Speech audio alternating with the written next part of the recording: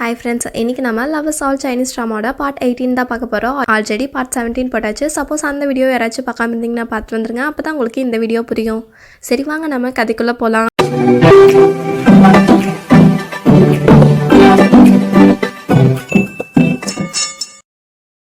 Django Rui கிட்ட ஒரு sweet பாக்ஸை கொடுத்துருப்பாங்க. ஆனால் அதில் பார்த்தா ஒரு இயரிங் இருக்கு. இதை பார்த்தோன்னே ரூயும் அப்போன்னு ஒரு பொண்ணுங்கிற விஷயம் ஜியாங்க்கு தெரியுமா அப்படின்னு சொல்லி யோசிச்சுட்டு இருக்கா. ஹீரோவோட பிரதரும் ரூயை தேடி மியாமா ஷாங்லோக்கு வந்திருக்கான். ஆனால் அங்கே ரூயவே காணோம். இதனால ஜூடாகாங் கிட்ட போய் ரூய் எங்கேன்னு கேட்கும்போது அவனும் எனக்கு தெரில அப்படின்னு சொல்லிட்டு இருக்கான். ஒருவேளை நீ எப்போ பார்த்தாலும் அவளை டிஸ்டர்ப் பண்ணிகிட்டே இருக்கியோ, அதனால தான் அவள் உங்கள்கிட்ட சொல்லாமையே போயிட்டாளா அப்படின்லாம் கேட்கும்போது ஹீரோவோட பிரதரும் நீயும் ஹீரோயினை டார்ச்சர் பண்ணிட்டு தானே இருக்கேன் அப்படின்னு சொல்லிட்டு இருக்கான். ஆனால் ஜூடாகாங் பாட்டுக்கு என்கிட்ட அட்லீஸ்ட் மேரேஜ் சர்டிஃபிகேட்டாவது இருக்கு, உங்கள்கிட்ட அது கூட இல்லை அப்படின்னு சொல்லிட்டு அவனை வேற பேத்திட்டு போயிட்டு இருக்கான். ஹீரோயினும் அவங்க பிரதர் கிட்ட உட்காந்துட்டு செமையா புலம்பிட்டு இருக்காங்க. இந்த ஜியாங் வந்ததுக்கு அப்புறம் இருந்து எனக்கு ரொம்ப கஷ்டமா இருக்கு. ஹீரோவும் ஜியாங்கும் தான் கப்பல்ஸ் மாதிரியும், நான் ஏதோ அவுட் சைடர் மாதிரியும் இருக்கேன் அப்படின்னு சொல்லிட்டு கத்திட்டு இருக்காங்க. ஆனா ஹீரோயினோட பிரதர் நீ எதுக்காக இந்த மாதிரிலாம் யோசிச்சுட்டு இருக்க, அப்படியெல்லாம் ஒன்றும் கிடையாது, நீயா தேவையில்லாம ஃபீல் பண்ணிட்டு இருக்காத, என்ன உனக்கு ஹீரோ மேல நம்பிக்கை இல்லையா அப்படின்லாம் கேட்கும்போது அதுக்கு ஹீரோயினும் எனக்கு ஹீரோ மேல நம்பிக்கை இருக்கு, ஆனா மிஸ் ஜியாங்க பார்த்தா கெட்டவங்க மாதிரியும் தெரியல, அதனால எனக்கு அவங்களுக்கு ஆப்போசிட்டா நிக்கிறக்கும் ஒரே கஷ்டமா இருக்கு அப்படின்னு சொல்லிட்டு இருக்காங்க. சரி சரி, இதுக்கப்புறமும் இதே பத்தி யோசிச்சுட்டு இருந்தா ரொம்ப கஷ்டம் அப்படின்னு சொல்லிட்டு நான் இதுக்கப்புறம் கோல்டு கேஸை பத்தி பார்க்க போறேன் அப்படின்னு சொல்லிட்டு இருக்காங்க. டூயான் ஃபெங்கையும் ஜெயிலில் பார்க்க போறாங்க. ஆனா டூயான் ஃபெங் எனக்கு தெரியும் நீ என்னை பார்க்க வருவேன்னு, சரி என்னோட பிரதர்ஸ் எல்லாம் என்ன பண்ணீங்க அப்படின்னு கேட்கும்போது ஹீரோயினும் அவங்களுக்கெல்லாம் சில லேண்டு கொடுத்துருக்கோம், அங்கே அவங்க ஃபார்மிங் பண்ணிட்டு இருக்காங்க அப்படின்னு சொல்லிட்டு இருக்காங்க.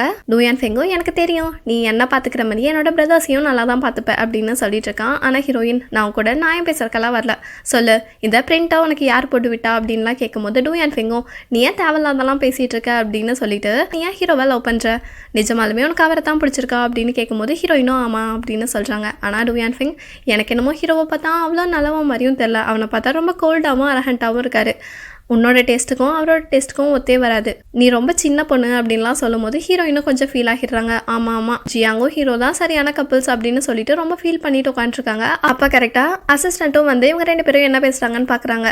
உடனே ஹீரோயினும் சரி ஃபஸ்ட்டு சொல்லு இந்த பிரிண்ட்டாக உனக்கு யார் போட்டாங்க அப்படின்னு கேட்கும்போது அவன் பாட்டுக்கு எனக்கு ரொம்ப பசிக்குது, நாளைக்கு நீ எனக்காக மீட்டு வைன்லாம் கொண்டு வந்தீங்கன்னா நான் கண்டிப்பாக சொல்கிறேன் அப்படின்னு சொல்லிட்டு இருக்கான். இதனால் ஹீரோயினும் சரி சொன்ன ப்ராமிஸாக மறந்துடாத, நாளைக்கு நீ கண்டிப்பாக சொல்லணும் அப்படின்னு சொல்லிட்டு அவங்க பாட்டுக்கு அங்கேருந்து போயிடுறாங்க. ஆனால் டூயான் ஃபெங் பாட்டுக்கு ஏன் நீ இப்போவே போகிற, இன்னும் கொஞ்சம் நேரம் இருக்கலாம்ல அப்படின்னு சொல்லிட்டு ஹீரோயின் பின்னாடியே போயிட்டுருக்கான். இவங்க பேசினதெல்லாம் கேட்டுட்டு அசிஸ்டண்ட்டும் அங்கேருந்து போயிடுறாங்க. ஆனால் காங்ஷன் அசிஸ்டன்ட் கிட்ட வந்து இதுக்கப்புறமா டிஸ்ட்ரிக்ட் மேஜிஸ்ட்ரேட் என்ன பண்ண சொல்லியிருக்காரு, சரி நானே ஒரு ஐடியா சொல்கிறேன் கேளு, நாளைக்கு நான் தான் டியூட்டியில் இருப்பேன், அப்போ நீ டூயான் ஃபெங்கை எப்படியாச்சும் இங்கேருந்து தப்பிக்க வச்சிரு அப்படின்னு சொல்லிட்டு இருக்காங்க. ஆனால் அசிஸ்டன்ட் வேணாம் அப்படின்னே சொல்லிட்டு இருக்காங்க. அப்போ கரெக்டாக ஹீரோவோட பிரதரும் வராங்க. அதனால காங்ஷன் பாட்டுக்கு அங்கேருந்து ஓடிடுறான். ஹீரோவோட பிரதரும் நான் வைன் வாங்கிட்டு வந்தா நம்ம ரெண்டு பேரும் குடிக்கலாம் அப்படின்னு சொல்லும்போது அசிஸ்டண்ட்டும் என்னாச்சு அப்படின்னு கேட்குறாங்க. அதுக்கு ஹீரோவோட பிரதரும் உன்னோட சிஸ்டரை நான் அவாய்ட் பண்ணுறான்னு நினைக்கிறேன் அப்படின்னு சொல்லி ரொம்ப ஃபீல் பண்ணிட்டு இருக்கான். உடனே அசிஸ்டண்ட்டும் சரி சரி நீ ஒன்றும் கவலைப்படாத வாங்க கூட அப்படின்னு சொல்லிட்டு அவங்க ரெண்டு பேரும் குடிக்க போகிறாங்க. ஆனால் அசிஸ்டண்ட் வந்து மிஸ் ஜியாங்க தான் பார்க்க போயிருப்பாங்க. அவங்கக்கிட்டையும் போய் உண்மையை சொல்லு, நீ யார், நீங்கள் இருக்கவங்களுக்கெல்லாம் தொந்தரவு கொடுக்குதா வந்தியா அப்படின்லாம் கேட்கும்போது அவளும் நீயும் டிஸ்ட்ரிக்ட் மேஜிஸ்ட்ரேட்டோட பேச்சை கேட்டு தான் நீங்கள் வந்திருக்க, நானும் அவர் சொல்லி தான் இங்கே வந்தேன், ஆனாலுமே எனக்கு இப்போ ஹீரோவாக பிடிச்சிருச்சு, அதனால நீ ஹீரோவை மட்டும் அட்டாக் பண்ணக்கூடாது அப்படிங்கிற மாதிரி சொல்லிட்டு இருக்காங்க. இதனால அசிஸ்டண்ட்டும் செம்மையாக கடுப்பாக்கிடுறாங்க. அது மட்டும் இல்லாமல் இப்போ நீ ஹீரோவோட பிரதரை லவ் பண்ணுற விஷயத்த கூட டிஸ்ட்ரிக்ட் மேஜிஸ்ட்ரேட் கிட்ட சொல்லிடுவேன் அப்படின்னு சொல்லிட்டு பயமுறுத்திட்டு இருக்கா. ஹீரோவும் ஹீரோயினா மார்ச்சரிக்கு கூட்டிகிட்டு போயிருக்காங்க. ஆனால் ஹீரோயின் இங்கே தான் இப்போ எந்த பாடியும் இல்லைல்ல, நீங்கள் என்கிட்ட பேசணும்னா ஸ்ட்ரெயிட்டாக சொல்லுங்கள், அதுக்கு ஏன் இவ்வளோ தனியாக கூட்டிகிட்டு வரணும் அப்படின்லாம் கேட்கும்போது ஹீரோவும் என்ன இன்னைக்கு நீ எதுக்காக ஜெயிலுக்கெல்லாம் போனேன் அப்படின்னு கேட்கும்போது நீங்கள் உங்கள் ஒய்ஃப் கூட பேசிகிட்டு இருந்தீங்க, அதான் நான் என்னோட ஹஸ்பண்டை பார்க்க போனேன் அப்படின்னு சொல்லிட்டு ஹீரோயினும் செமையாக வெறுப்பேற்றிட்டு இருக்காங்க. ஆனால் ஹீரோ நீ ஏன் புரிஞ்சுக்கோ, நான்லாம் அவளை லவ் பண்ணல அப்படின்னு சொல்லிட்டு இருக்காங்க. சரி உண்மையை சொல்லு நீ எதுக்காக அங்கே போனேன் அப்படின்னு கேட்கும்போது ஹீரோயினும் நான் அந்த பிரிண்ட்டை பற்றி கேட்க தான் போனேன் அப்படின்னு சொல்லிட்டு இருக்காங்க. ஹீரோவும் நீ ஏன் இந்த மாதிரி பண்ணுற, அவனால் அவனுக்கு சேஃப் கிடையாது அப்படின்னு சொல்லும் போது ஹீரோயினும் அவன் என்ன லவ் பண்ணுறான், அதனால அவன் என்ன எந்த விதத்துலையும் ஹார்ம் பண்ண மாட்டான் அப்படின்னு சொல்லிட்டு இருக்காங்க. அது மட்டும் இல்லாமல் உங்களுக்கு தான் 14 வயசுலேயே ஜியாங்க தெரியுமாம்ல அப்படின்லாம் சொல்லும் போது ஹீரோவும் உனக்கு தான் என்ன 8 வயசுலேயே தெரியும்ல அப்படின்னு கேட்டுட்ருக்காங்க. இதனால ஹீரோயினும் யோசிச்சுட்டு ஆமாம்ல அவங்களுக்கு முன்னாடியே என்ன தெரியும்ல, அப்போது நான் தான் ப்ரியாரிட்டி ஜாஸ்தி, நான் ஒன்றும் 3வது மனுஷியெல்லாம் கிடையாது அப்படின்னு சொல்லிட்டு இருக்காங்க. ஹீரோவும் ஆமாம் ஆமாம் எப்போ பார்த்தாலும் என்னை ஜெலஸ் பண்ணுறதுலேயே வேலையாரு அப்படின்னு சொல்லிட்டு டக்குன்னு ஹீரோயினை கிஸ் பண்ண போயிட்டு இருக்காங்க. ஆனால் ஹீரோயின் தடுத்துட்டு நீங்கள் ஒன்றும் என்ன கிஸ் பண்ண வேணாம் அப்படின்னு சொல்லிட்டு அவங்க பாட்டுக்கு வெளில போயிட்டு இருக்காங்க. ஹீரோவும் நீ என்னாச்சு, நீ எதுக்காக இவ்வளோ கோவமாக இருக்க அப்படின்னு சொல்லிட்டு ஹீரோயினை எவ்வளவோ சமாதானம் பண்ண பார்க்குறாங்க. ஆனால் ஹீரோயின் முடியாது நான் கிளம்புறேன் அப்படின்னு சொல்லிட்டு கிளம்பும் போது அப்போ கரெக்டாக ஹீரோவும் சரி சரி அங்கே பாரு 3 இன்னைக்கு ரொம்ப அழகாக இருக்குது அப்படின்னு சொன்னோன்னா ஹீரோயினும் நிஜமாலுமா அப்படின்னு சொல்லிட்டு எட்டி வந்து பார்க்குறாங்க. ஆனால் அப்போ கரெக்டாக ஹீரோவும் போய் ஹீரோயினோட கையை பிடிச்சிக்கிறாங்க. ஹீரோக்கு அப்படியே மூஞ்சியெல்லாம் பல் பெரியுது. ஹீரோவும் பாத்தியா இன்னைக்கு 3 ரொம்ப அழகாக இருக்குது, நம்ம அதை வேஸ்ட் பண்ண வேணாம், வா நம்ம 2 பேரும் ஒன்றா உட்காந்து பார்ப்போம் அப்படின்னு சொல்லிட்டு ஹீரோயினும் ஒன்றா உட்காந்து அந்த 3 ரசிச்சுட்டே பேசிகிட்டு இருக்காங்க. அப்போது ஹீரோயினும் நீங்கள் எதுக்காக என் கூட உட்காந்து பார்த்துட்ருக்கீங்க, போங்க உங்கள் ஒய்ஃப் கூட உட்காந்து பாருங்கள், வேணும்னா நான் உங்களுக்கு உங்கள் கல்யாணத்துக்கு நிறையா விஷஸ் கூட அனுப்புகிறேன் அப்படின்லாம் சொல்லிட்டு இருக்கும்போது ஹீரோவும் நீ இந்த மாதிரி எப்போ பார்த்தாலும் பேசிகிட்டே இருந்தீன்னா நான் என்னோட தாட்டை சேஞ்ச் பண்ணிக்குவேன் அப்படின்னு சொல்லிட்டு இருக்காங்க. உடனே ஹீரோயினும் செம கடுப்பாகி சரி நீங்கள் மிஸ் ஜியாங்கியே கல்யாணம் பண்ணிக்கோங்க அப்படின்னு சொல்லிட்டு ரொம்ப கோவமாக அங்கேருந்து போயிடுறாங்க. அது மட்டும் இல்லாமல் நம்ம வேணால் கொஞ்சம் பிரேக் எடுத்துக்குவோம் அப்படின்லாம் சொல்ல ஹீரோவே கடுப்பாயிடுறாரு. ஏன்னாச்சு நில்ல ஃபஸ்ட்டு அப்படின்னு சொல்லும்போது ஹீரோயின் படக்கு நிற்காமல் போயிடுறாங்க. ரூயி என்னடானா அசிஸ்டண்ட்டும் ஹீரோவோட பிரதர் கிட்ட என்னோட அப்பா தான் ரூயை தத்தெடுத்துக்கிட்டாரு அப்படிங்கிற மாதிரிலாம் சொல்லிட்டு இருக்கான். இவன் ரூயை பற்றி ரொம்ப கவலைப்பட்டு குடிச்சிக்கிட்டே இருக்கான். அப்போது அவனும் போதையிலேயே மட்டையாயிடுறான். அசிஸ்டண்ட்டும் அவங்ககிட்ட இருக்க ஜெயில் சாவியை எடுக்கலான்னு போகும்போது கரெக்டாக அவன் முடிச்சிடறான். இது ரூயிக்கான ஃபுட்டு, நீ தான் எடுக்காத அப்படின்னு சொல்லிட்டு இருக்கான். டக்குன்னு அவனையும் யோசிச்சு பார்த்துட்டு ரூயி தான் இங்கே இல்லைல்ல, சரிந்தா இன்னைக்கு 3 ரொம்ப அழகாக இருக்குது, அதனால நாங்கள் 2 பேரும் ஒன்றா உட்காந்து இதை சாப்பிட்லான்னு நினச்சோம். அவதான் இல்லைல்ல இதை வீசிடு அப்படின்னு சொல்லிட்டு கொடுக்குறான். ஆனால் அசிஸ்டண்ட்டுக்கு ரொம்ப கஷ்டமாயிருது. இவன் மயங்கினதுக்கு அப்புறமா அதை எடுத்து சாப்பிட்டுட்டு இருக்காங்க. ஆனால் அவங்களுக்கு செமையான இரும்பல் வருது. யாராச்சும் மூன் கேக்கில் போய் ஸ்பைசியான ஃபுட்டை ஸ்டஃப் பண்ணுவாங்களா அப்படின்னு கேட்டுட்டு மட்டும் இல்லாமல் இது வரைக்கும் யாருமே எனக்கு மூன் கேக் செஞ்சு கொடுத்ததே இல்லை, ரொம்ப தேங்க்ஸ் அப்படின்னு சொல்லிட்டு ஹீரோவோட பிரதர் கிட்ட இருக்க கீயை வாங்கிட்டு அவங்க பாட்டுக்கு அங்கேருந்து போயிடுறாங்க. நெக்ஸ்ட் டே ஹீரோயினும் டூயான் ஃபெங்க்கு வேண்டி ஃபுட்டு வைன்லாம் கொண்டு வராங்க. ஆனால் அந்த டோரு ஓப்பன் ஆயிருக்கு. இதனால ஹீரோயினும் உள்ளே போய் பார்க்குறாங்க. அவன் என்னடானா பேச்சு மூச்சே இல்லாமல் இருக்கான். இதனால ஹீரோயினும் பயந்து போயிடுறாங்க. என்னோட அனுமதி இல்லாமல் நீ எப்படி சாகலாம் அப்படின்லாம் கேட்டுட்டு இருக்காங்க. திடீர்னு அவனும் கண்ணு முடிச்சுட்டு இல்லை நான் உயிரோட தான் இருக்கேன் அப்படின்னு சொல்லிட்டு இருக்கான். ஹீரோயின் செமையாக கடுப்பாக்கிடுறாங்க. ஆனால் அங்கே இருக்க சோல்ஜர்ஸ் எல்லாம் திடீர்னு ஹீரோயின் தான் டூயான் ஃபெங்கை காப்பாற்ற ட்ரை பண்ணுறாங்க அப்படிங்கிற மாதிரி கத்திட்டு இருக்காங்க. இதை கேட்டு ஹீரோயின்கே ஒன்றும் புரியல. ஆனால் டூயான் ஃபெங் பாட்டுக்கு டக்குன்னு ஹீரோயினை கூப்பிட்டுட்டு அங்கேருந்து ஓடிட்டு இருக்கான்.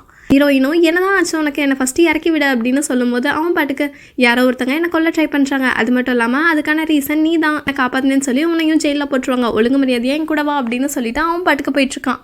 ஆனால் ஹீரோயின் கண்டிப்பாக நம்ம ஹீரோ கிட்ட போய் சொன்னால் ஏதாவது ஒரு சொல்யூஷன் கிடைக்கும், நம்ம தப்பு பண்ணாமல் கில்ட்டியாக ஃபீல் பண்ணக்கூடாது அப்படின்னு அவங்களும் சொல்லிட்டு இருக்காங்க. ஆனால் இவன் கேட்குற மாதிரியே தெரியல. 2 பேரும் போய் ஒரு இடத்துல ஒழிஞ்சுக்கிறாங்க. ஆனால் காங்ஷன் பாட்டுக்கு ஹீரோவோட பிரதர் கிட்ட ஹீரோயின் தான் டூயான் ஃபெங்கை தப்பிக்க வச்சு கூட்டிகிட்டு போயிட்டான் அப்படின்லாம் சொல்லியிருப்பாங்க. அப்போ தான் ஹீரோவோட பிரதரும் யோசிச்சு பார்க்குறாங்க. அசிஸ்டன்ட் கீ எடுக்க ட்ரை பண்ண விஷயம் ஞாபகம் வருது. அப்போது இது கண்டிப்பாக அசிஸ்டண்ட்டோட வேலையாக தான் இருக்கும் அப்படின்னு சொல்லிட்டு அவங்கள தேடி போனால் அங்கே பார்த்தா ரூயி இருக்கா. ரூயி இங்கே என்ன பண்ணுறா, அது மட்டும் இல்லாமல் ரூயி பாட்டுக்கு அங்கேருந்து ரொம்ப அவசர அவசரமாக ஓடிட்டுருக்கா. இதை பார்த்துட்டு ஹீரோவோட பிரதரும் அவளை ஃபாலோ பண்ண போகிறாங்க. ஆனால் அதுக்குள்ளே ஹீரோவும் வராரு. என்னாச்சு அப்படின்னு கேட்கும்போது ஹீரோவோட பிரதரும் டூயான் ஃபெங் தான் ஹீரோயினா கடத்திட்டு போயிட்டா, நீ ஃபஸ்ட்டு போய் அவளை கண்டுபிடி அப்படின்னு சொல்லிட்டு அவன் பாட்டுக்கு ரூயை ஃபாலோ பண்ணிட்டு போயிட்டு இருக்கான். ஆனால் ஹீரோயினும் டூயான் ஃபெங்கும் பேசிகிட்டு இருக்கும்போது கரெக்டாக ரூயி அங்கே வந்து அவனை கொல்ல ட்ரை பண்ணுறாங்க. ஆனால் அவன் அதுலேருந்து தப்பிச்சிடறான். ஆனாலும் ரூயி முன்னாடி செத்துற மாதிரி காமிச்சிட்டு இருக்கான். ஆனால் ஹீரோவோட பிரதர் கரெக்டாக வந்து ரூயை அட்டாக் பண்ணி மயக்கம் போட வச்சிடுறாங்க. அவன் கரெக்டாக ரூயை தூக்கிட்டு போயிட்டு இருக்கான். ஆனால் டூயான் ஃபெங்கையும் ஹீரோயினையும் ஒருத்தன் கேரியேஜில் வச்சு கூட்டிகிட்டு போயிருப்பான்.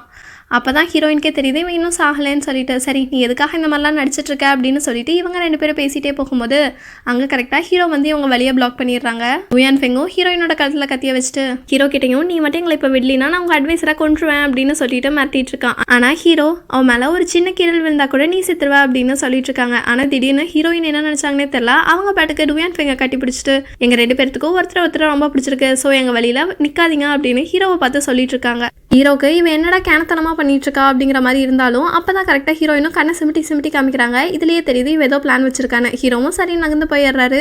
இதனால டூயான் ஃபெங்கும் ஹீரோயினும் அவங்க பாட்டுக்கு போயிட்டு இருக்காங்க. ஜியாங்கும் ஹீரோவை பார்க்க போறா. ஆனால் எதுவுமே பேசாமல் அங்கே இருக்க இங்கே எடுத்து ரெடி பண்ணிட்டு இருக்கா. இதனால ஹீரோவும் என்ன சொல்லணுமோ சொல்லு அப்படின்னு சொல்லும்போது ஜியாங்கோ நான் உங்களை கல்யாணம் பண்ணிக்க விரும்புகிறேன் அப்படிங்கிற மாதிரியே சொல்லிட்டு இருக்கா. ஆனால் ஹீரோ எழுதிட்டு இருக்கிறதே இவளை திருப்பி அனுப்பி வைக்கிறதுக்கான லெட்டர் தான். அதையா ஜியாங் கிட்ட கொடுத்து இந்த லெட்டரில் எல்லாமே கிளியராக எழுதியிருக்கு, அது மட்டும் இல்லாமல் கேரியேஜும் ரெடியாக இருக்குது, நீ எப்போ கிளம்பணுனாலும் கிளம்பலாம் அப்படின்னு சொல்லிட்டு இருக்காங்க.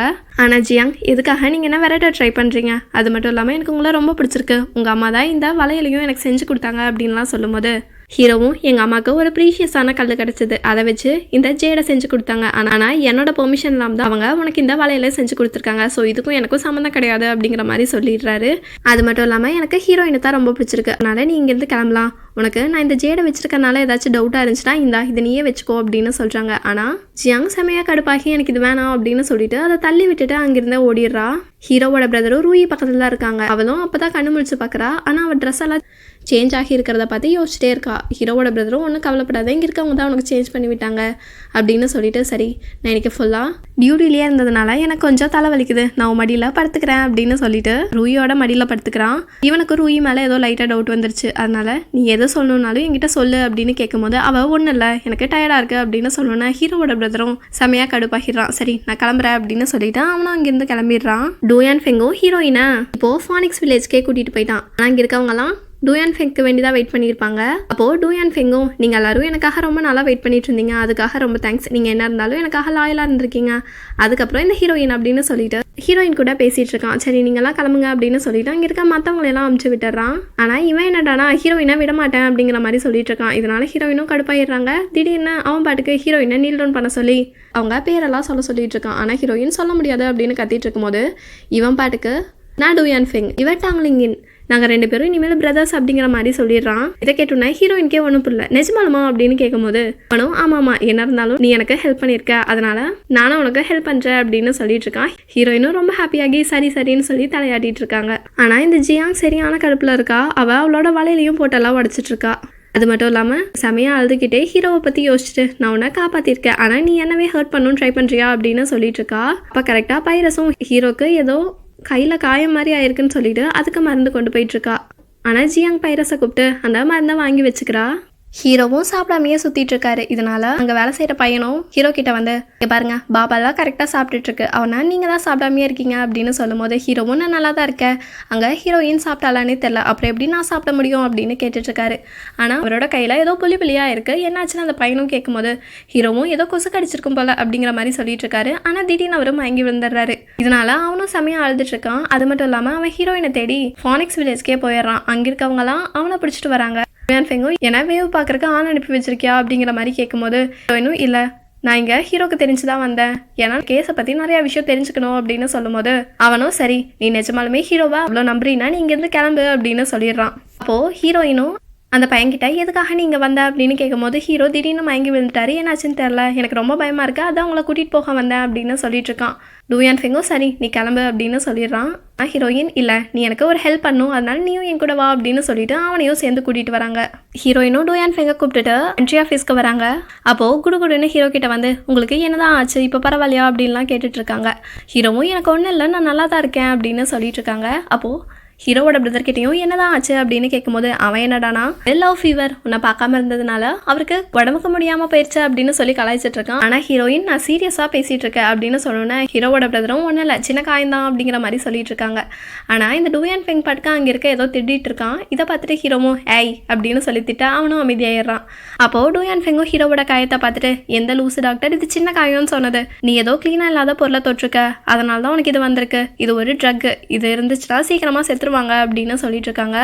சரி நீ என்ன ஆயின்மெண்ட் யூஸ் பண்ண அப்படின்னு சொல்லிட்டு அதை எடுத்து பார்க்கும்போது தான் அவன் பார்த்துட்டு இந்த சர்வன்ஸ் எல்லாம் கொள்ள யூஸ் பண்ண ட்ரக் இதுதான் அப்படின்னு சொல்லிட்டு இருக்காங்க. உடனே ஹீரோவும் சரி நான் இந்த டாக்டர் கூட கொஞ்ச நேரம் பேசணும் நீங்கெல்லாம் போங்க அப்படின்னு சொல்லிட்டு ஹீரோவோட பிரதரையும் ஹீரோயினையும் அமுச்சு விட்டுறாங்க. அப்போ ஹீரோவோட பிரதரும் அசிஸ்டண்ட் தான் பார்க்க போறாங்க. ஆனால் அசிஸ்டன்ட் ஹீரோவோட பிரதர் ரூயிக்கு கொடுத்த சாச்செட்டை கரெக்டா அவரோட புக் கிட்ட வச்சிருப்பாங்க. அதை ஹீரோவோட பிரதரும் கவனிச்சிடுறாரு. நம்ம ரூயிக்கு கொடுத்தது தானே அதுங்க இங்க இருக்கு அப்படின்னு சொல்லி யோசிச்சுட்டு இருக்கும் போதே கரெக்டா அங்க அசிஸ்டன்ட் வர சத்தமும் கேட்குது. இதனால அவன் பாட்டுக்கு அதை வச்சுட்டு ஒன்றும் தெரியாத நின்னுக்கிறான். அசிஸ்டன்ட் கிடைக்கும் நம்ம 2 பேரும் கொஞ்சம் வெளில போகணும் வாங்க கூட அப்படின்னு சொல்லிட்டு அசிஸ்டண்டா கூட்டிட்டு போறான். ஹீரோவும் டூயான் ஃபெங் கிட்ட அந்த பிரிண்டை பத்தி கேட்டுட்டு இருக்காரு. அப்போ அவனும் சான்சி கிட்ட ஒர்க் பண்ணவங்களுக்கெல்லாம் இந்த பிரிண்ட் இருக்கும், நாங்க மைனிங் எல்லாம் முடிச்சுட்டு வந்து பார்க்கும்போது நிறைய பேர் இறந்துருந்தாங்க, சான்சியும் இறந்துருந்தாரு, இதனால நான் இங்க இருக்க மற்றவங்களெல்லாம் காப்பாற்றி ஒரு இடத்துக்கு கூட்டிட்டு போயிட்டேன்.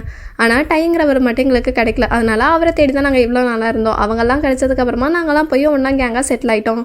இங்கே இருக்க அஃபிஷியல்ஸ் எல்லாம் எங்களை கொல்ல ட்ரை பண்ணுறாங்கிற விஷயம் தெரிஞ்சு தான் நாங்கள்லாம் மறைஞ்சு வாழ்ந்துட்டுருக்கோம் அப்படிங்கிற விஷயம்லாம் சொல்லிட்டு இருக்கான். அங்கே பேசிகிட்டு இருக்கும் போதே கரெக்டாக ஜியாங்கும் அங்கே வராங்க. ஜியாங்கும் வந்து ஹீரோ கிட்ட நான் வேணா உங்களுக்கு மருந்து அப்ளை பண்ணி விடட்டா அப்படின்லாம் கேட்க டூயான் ஃபெங்கும் ஜியாங்க பார்த்துட்டு என்ன இங்கே ஒர்க் பண்ணுற எல்லா பொண்ணுங்களும் அழகாக இருக்காங்களே அப்படின்னு சொல்லிட்டு இருக்கான்.